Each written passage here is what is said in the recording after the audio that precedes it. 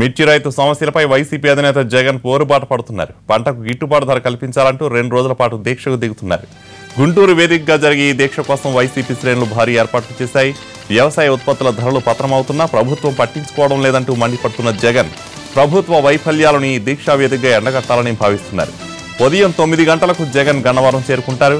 అక్కడి నుంచి గుంటూరు చేరుకుని బస్టాండ్ దగ్గర జరిగే మేడే ఉత్సవాల్లో పాల్గొంటారు.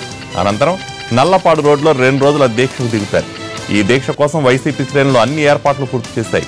ఎండలను దృష్టిలో పెట్టుకుని తాగునీటి ప్రత్యేక ఏర్పాట్లు చేశారు.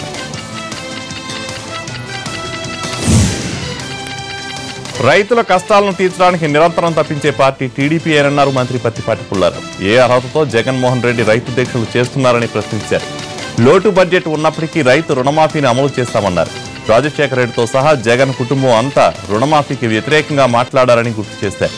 వ్యవసాయానికి నిరంతరంగా 7 గంటల కరెంటు అందిస్తున్నామన్నారు. మిర్చికి 1500 రూపాయల అదనంగా తోడ్పాటు అందిస్తున్నామని, పసుపుకు మాఫెడ్ ద్వారా కొనుగోలు చేస్తున్నామని తెలిపారు.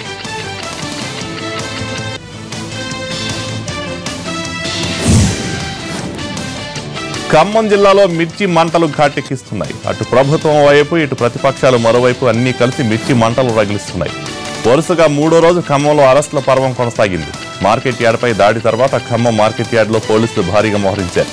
దాడికి సంబంధించి పలువురిపై కేసులు నమోదు చేశారు. మార్కెట్ యార్డ్ విధ్వంసానికి సంబంధించి కాంగ్రెస్ నేత ఆనందరావును A1 నిందితుడిగా పోలీసులు కేసు నమోదు చేసి అరెస్ట్ చేశారు. మరోవైపు మిర్చి రైతులకు మద్దతు తెలిపేందుకు విపక్ష నేత జానారెడ్డి ఆధ్వర్యంలో కాంగ్రెస్ బృందం ఖమ్మం వెళ్లింది. ఆనందరావు కుటుంబీకులను కలిశారు కాంగ్రెస్ నేతలు. ఈ ఘటనలో నిజానిజాలు తెలుసుకునే ప్రయత్నం చేస్తామన్నారు జానారెడ్డి. రైతుల పట్ల ప్రభుత్వం అమానుషంగా వ్యవహరిస్తుందని ఆగ్రహం వ్యక్తం చేశారు కాంగ్రెస్ నేతలు. ఇవాళ ఖమ్మం మిర్చి మార్కెట్ యార్డ్లో కాంగ్రెస్ నేతలు రైతులను కలవనున్నారు. రైతుల సమస్యలు అడిగి తెలుసుకోనున్నారు.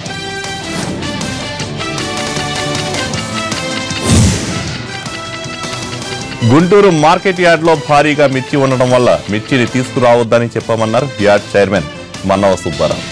గతంలో ఎప్పుడూ ఇంత భారీగా మిర్చి పంట రాలేదన్నారు ఆయన.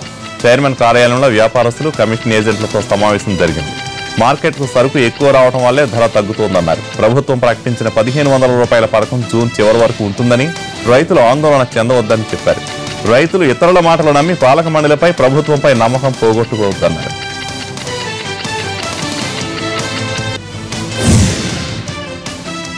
వరంగల్ రూరల్ జిల్లా పరకాల మండల కేంద్రంలో టీడీపీ నాయకులు ధర్నాకు దిగారు. రైతులు పండించిన మిర్చి పంటకు ప్రభుత్వం గిట్టుబాటు ధర కల్పించి కొనుగోలు చేయాలంటూ అంబేద్కర్ సెంటర్ వద్ద రాస్తారోకో నిర్వహించారు. రాష్ట్ర ప్రభుత్వానికి వ్యతిరేకంగా నినాదాలు చేస్తూ రైతులను ఆదుకోవాలని డిమాండ్ చేశారు. మార్కెట్ ముందు మిర్చి తగలబెట్టి ఆందోళనకు దిగారు కొందరు పార్టీ నేతలు. దీంతో పోలీసులు వారిని అదుపు చేసే క్రమంలో తోపులాట జరగ్గా కొద్దిసేపు తీవ్ర ఉద్రిక్త వాతావరణం ఏర్పడింది.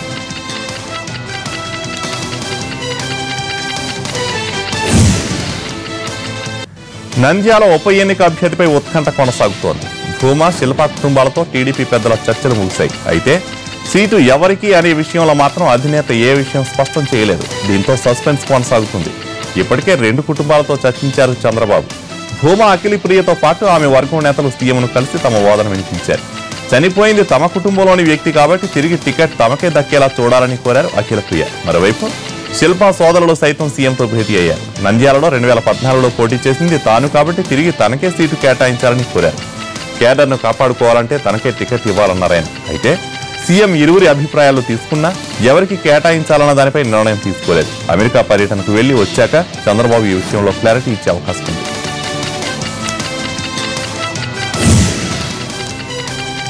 ఏలూరులో ఏపీ డీజీపీ సాంబశివరావు సమీక్ష సమావేశం నిర్వహించారు. విశాఖ జిల్లాలో రోడ్డు పనుల నిర్మాణంలో ఉన్న ప్రొక్లైన్లను మావోయిస్టులు ధ్వంసం చేయడంతో పోలీసులు అలర్ట్ అయ్యారు. తూర్పు, పశ్చిమ గోదావరి జిల్లా పోలీసులు అప్రమత్తంగా ఉండాలని ఆదేశించారు డీజీపీ సాంబశివరావు. ఈ సమీక్ష సమావేశంలో జిల్లా ఎస్పీతో పాటు ఉన్నతాధికారులు హాజరయ్యారు.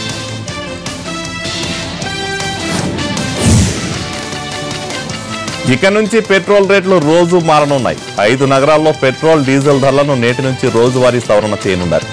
ఏ రోజుకు ఆ రోజు అంతర్జాతీయ చమురు ధర, రూపాయి విలువను పరిగణలోకి తీసుకుని ధరను నిర్ణయిస్తారు. ఏపీలోని విశాఖతో పాటు పుదుచ్చేరి, ఉదయపూర్, జంషెడ్పూర్, చండీగఢ్లో ప్రయోగాత్మకంగా అమలు చేస్తారు.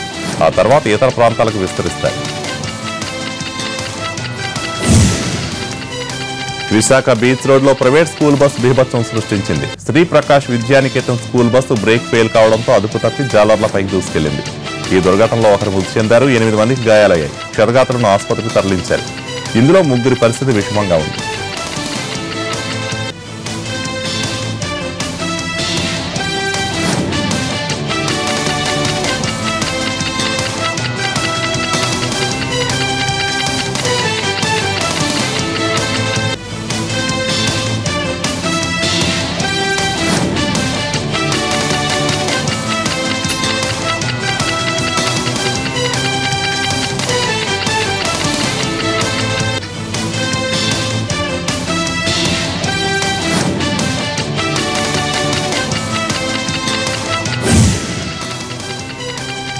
ప్రభుత్వం చేపట్టిన కార్యక్రమాలను రాబోయే 2 ఏళ్లలో ప్రజల్లోకి తీసుకెళ్లేలా పార్టీ నేతలు కార్యకర్తలు కృషి చేయాలన్నారు అనంతపురం ఇన్ఛార్జ్ మంత్రి దేవినేని ఉమ. టీడీపీ ఆఫీసులో జిల్లా మంత్రులు, ఎమ్మెల్యేలు, పార్టీ నాయకులతో సమన్వయ కమిటీ సమావేశం నిర్వహించారు. మండల, గ్రామస్థాయి కమిటీల ఎన్నికలు, పార్టీ బలోపేతానికి తీసుకుంటున్న చర్యలపై చర్చించారు. ప్రధానంగా జిల్లా కేంద్రంలో పార్టీ కార్యాలయానికి స్థల సేకరణ, నిర్మాణం ఈ ఏడాది జరిగేలా చూడాలని నిర్ణయించారు. జిల్లాను అన్ని రంగాల్లో అభివృద్ధి చేసేందుకు కృషి చేస్తున్నామని, ఇదే విషయాన్ని ప్రజల్లోకి తీసుకెళ్తామన్నారు.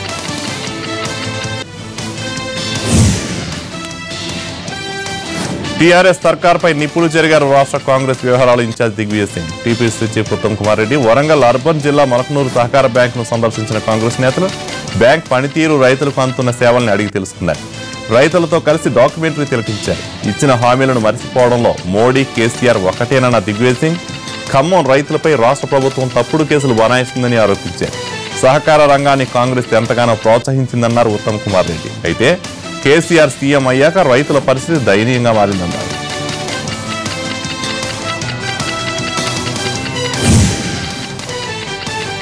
శాసనమండలి గౌరవానికి భంగం కలిగేలా పోస్టులు పెట్టారని ఆరోపణలు ఎదుర్కొంటున్న ఇంటూరి రవికిరణ్తో పాటు వైసీపీ ఐటీ విభాగానికి చెందిన మధుసూదన్ రెడ్డి తుళ్లూరు పోలీస్ స్టేషన్లో విచారణకు హాజరయ్యారు. ఈ నెల 25న వీరిద్దరిని తుళ్లూరు పోలీసులు విచారించారు. ఇప్పుడు మరోసారి వీరిని ప్రశ్నించారు. పోలీసులు కోరిన విధంగా కంప్యూటర్ హార్డ్ డిస్క్తో హాజరైనట్లు తెలిపారు ఇంటూరి రవికిరణ్. శాసన మండలిని అగౌరవపరిచే ఉద్దేశం తనకు లేదన్నారు.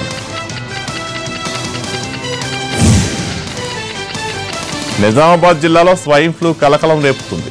2 వారాల వ్యవధిలో 3కి స్వైన్ ఫ్లూ సోగ్గా 1 ప్రాణాలు కోల్పోయారు. ప్రశ్నాపత్రాలు దిద్దుతున్న టీచర్ రమేష్ అస్వస్థకు గురి కావడంతో ఆసుపత్రిలో చేర్పించారు తోటి ఉపాధ్యాయులు. హైదరాబాద్లో ఓ ప్రైవేట్ ఆసుపత్రిలో చికిత్స పొందుతూ రమేష్ మరణించారు. అతను స్వైన్ ఫ్లూ వల్లే మరణించినట్లు నిర్ధారించారు వైద్యులు. దీంతో జిల్లా వైద్య ఆరోగ్య శాఖ అప్రమత్తమైంది. ఎండాకాలంలో స్వైన్ ఫ్లూ విజృంభిస్తుండటంపై ఆందోళన చెందుతున్నారు ప్రజలు.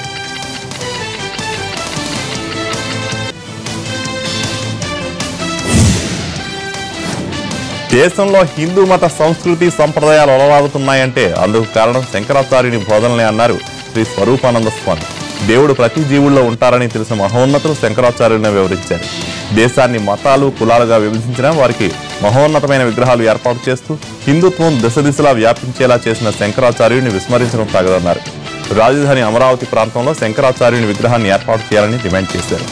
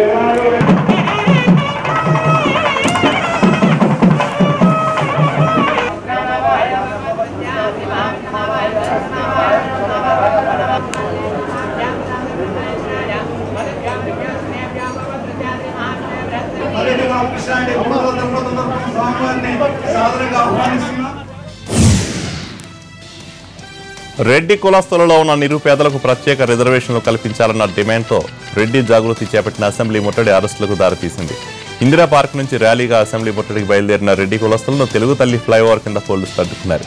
పరిస్థితి విషమించడంతో వారిని పోలీసులు అరెస్ట్ చేశారు. ఓసీ జాబితాలో అగ్రవర్ణాలతో పాటు నిరుపేదలు ఉన్నారని, వారికి రిజర్వేషన్లు లేకపోవడంతో అన్ని రంగాల్లో పూర్తిగా వివక్షకు గురవుతున్నారని వారు ఆందోళన వ్యక్తం చేశారు.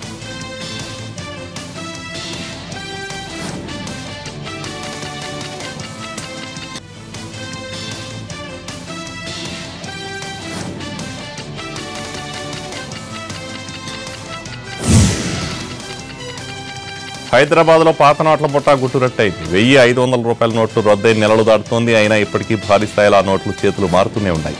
నిన్న 4.5 కోట్ల రూపాయల పాత పెద్ద నోట్లను పట్టుకున్నారు పోలీసులు. ఈ కేసులో 9 మందిని అరెస్ట్ చేశారు. చలామణిలో లేని ఈ నోట్లు ఎక్కడి నుంచి వస్తున్నాయి, ఎవరు సరఫరా చేస్తున్నారు, ఎక్కడికి వెళ్తున్నాయి అనే కోణాల్లో పోలీసులు దర్యాప్తు చేస్తున్నారు.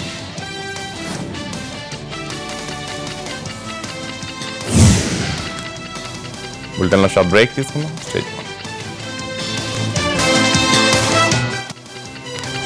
న్యూస్. చిత్తూరు జిల్లాలో గత 4 రోజులుగా గాలులతో కూడిన వర్షాలు కురుస్తున్నాయి. వాయిల్పాడు మండలంలో కురిసిన వర్షాలకు మామిడి తోటలు ధ్వంసమయ్యాయి.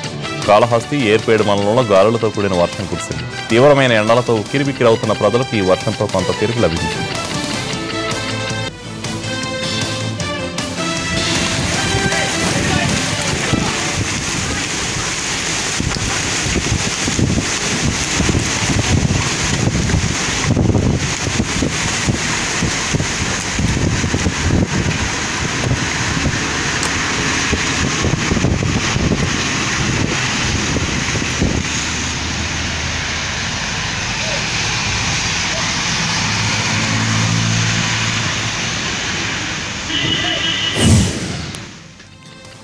తమిళనాట వైభవంగా జరిగే పర్వకావడి ఉత్సవం ఏపీలోనూ జరుగుతోంది. ప్రకాశం జిల్లా వేటపాలెం మండలం సిలోన్ కాలనీలో గత కొన్నేళ్లుగా ముత్తు మరియమ్మ తిరునాళ్లు జరుపుతున్నారు. 25 ఏళ్ల క్రితం చీరాల నూలు మిల్లులో పనిచేసేందుకు శ్రీలంక నుంచి వచ్చిన కొందరు తమిళులు ఇక్కడ స్థిరపడ్డారు. వీరు ముత్తు మరియమ్మ ఉత్సవాలను ఘనంగా జరుపుకుంటున్నారు. చూలాలు గుచ్చుకుని మొక్కులు చెల్లించుకుంటున్నారు. ఈ ఉత్సవాన్ని చూసేందుకు పెద్ద ఎత్తున ప్రజలు హాజరయ్యారు.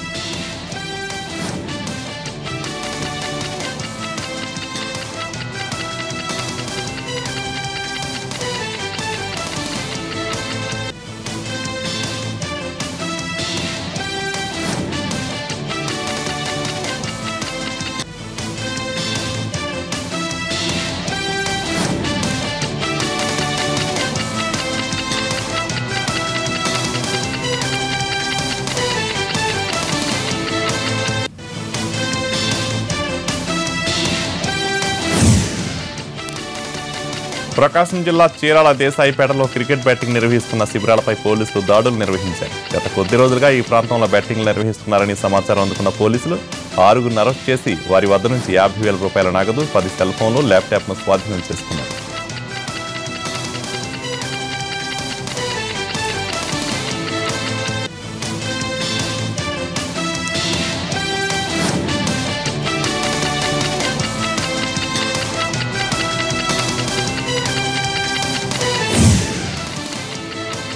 చిన్న నిర్లక్ష్యం దాదాపు 10 కుటుంబాలను రోడ్డున పడేసింది.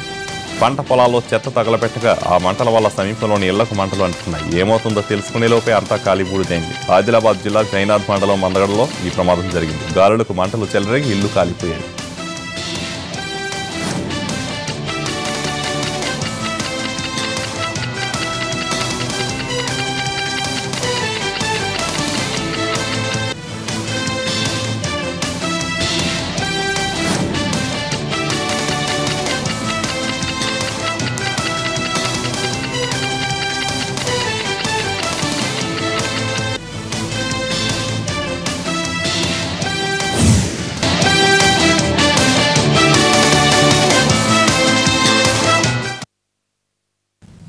Back to news. మూడోసారి రాజ్యసభలో కొనసాగాలనుకోవడం లేదన్నారు సిపిఐ ప్రధాన కార్యదర్శి సీతారాం యేచూరి. పార్టీ నిబంధనల ప్రకారమే తాను నడుచుకుంటారని వెల్లడించారు. యువ కామ్రేడ్లను, కొత్త టాలెంట్ను ప్రోత్సహించడం ఈ నిబంధన ప్రధాన ఉద్దేశమన్నారు. రెండోసారి రాజ్యసభ సభ్యుడిగా యేచూరి పదవీకాలం ఆగస్టుతో ముగియనుంది. యేచూరిని తిరిగి రాజ్యసభకు పంపించేందుకు కాంగ్రెస్ మద్దతు తెలిపినట్టు వార్తలు వచ్చాయి. అయితే ఈ ప్రతిపాదనకు సిపిఐ ఇంతవరకు స్పందించలేదు.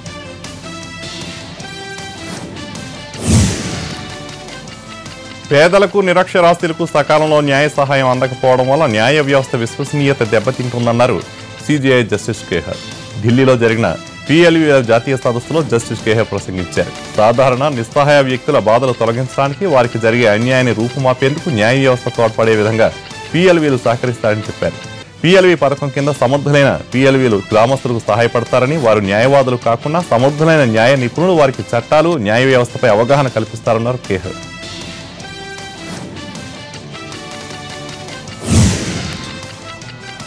జమ్మూ కాశ్మీర్లోని ఖన్యార్ పోలీస్ స్టేషన్ ఎదుట గుర్తు తెలియని దుండగులు గ్రెనేడ్ దాడికి పాల్పడ్డారు. గ్రెనేడ్ దాడిలో ఓ వ్యక్తి మృతి చెందగా 4 పోలీసులకు గాయాలయ్యాయి. గాయాలైన వారిని చికిత్స కోసం ఆసుపత్రికి తరలించారు. ఈ ఘటనపై పోలీసులు దర్యాప్తు చేపట్టారు.